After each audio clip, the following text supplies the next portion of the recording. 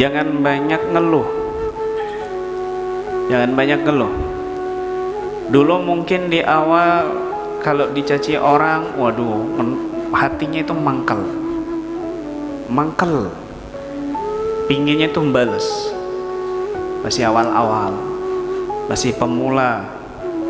Ketika dia sudah mengenal Allah, mengenal Allah, mengenal Allah, mengenal Rasulnya, dia malah nyari orang yang pingin bully dirinya.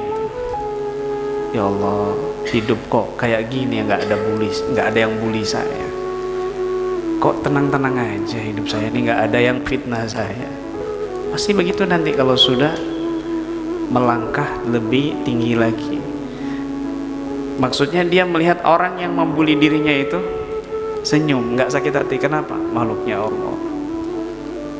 Lagi uji Allah, lagi uji saya lewat dia. Allah lagi menguji keimanan saya lewat hambanya yang ini. Masya Allah. Ya Allah, gitu. Begitu. Yang dia lihat tuh Allah, bukan makhluknya. Kalau panjenengan ini misalnya dijiwit sama pacarmu, kamu ngamuk apa tambah seneng? Ya seneng. Dijiwit, dipegang-pegang, tempeleng sama pacarmu, ngamuk, marah-marah enggak? Kan enggak. Coba lagi, kan begitu. Kenapa? Karena ngelihat orang yang kamu cintai. Meskipun jiwitnya itu keras, nikmat. Meskipun nempelengnya itu keras, nikmat. Kenapa? Karena kamu melihat kekasih. Meskipun itu ujian, cacian, makian dari orang lain itu nyakitin hati, nikmat kalau kamu lihatnya Allah. Kalau kamu lihatnya itu Rasulullah. Ya Allah, ini umatnya Nabi juga sama seperti saya. Mungkin kalau saya nggak dapat hidayah, saya juga seperti dia, begitu. Mungkin kalau saya nggak dikuatkan iman saya, bisa lebih parah mungkin dari dia. Nah, lihatnya begitu. Jadi kalau dapat fitnah, ujian, itu hati tetap tenang. Ditambah sama Allah nikmatnya. Wah, nikmatnya ditambah. Itu gambaran ketenangan nanti di surga seperti itu. Nggak ada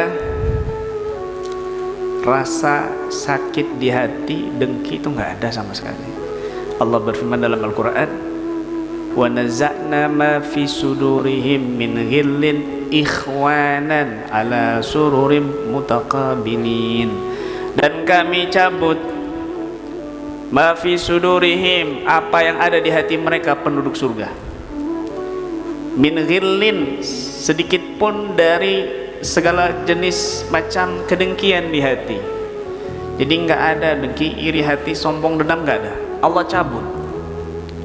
Ikhwanan, jadi saudara, ala sururin, di atas ranjang-ranjang, mutaqabilin, mereka saling berhadapan, saling berdialog, berbicara, saling ngobrol, mutaqabilin, ranjang-ranjang kenikmatan dalam surga. Allah cabut kata-kata kalimat wa nazahna, itu sesuatu yang keras. Aku cabut itu sesuatu yang sudah mengakar. Nggak mungkin kalau pakai lafaz nazahna sesuatu yang gampang, nggak pakai wa nazahna. Tapi sesuatu yang sa'bu amruhu, yang sudah mengakar, rasikh, itu harus pakai kalimat nazahna. Artinya ghil di hati itu butuh upaya keras untuk kita hilangkan. Gak sembarangan orang. Kamu difitnah sama orang, dicaci maki, bisa nggak kamu maafin? Nggak bisa, sulit, susah. Difitnah sama orang padahal kamu nggak ngelakuin, terus kamu maafin dia, bisa nggak langsung memaafkan? Nggak bisa, sulit, susah. Tapi kalau orang yang sudah terbiasa melihatnya bukan orangnya, tapi yang dilihat tuh Allah, Rasulnya, dan dia melihat nanti balasan di akhirat lebih besar, maka dia gampang memaafkan.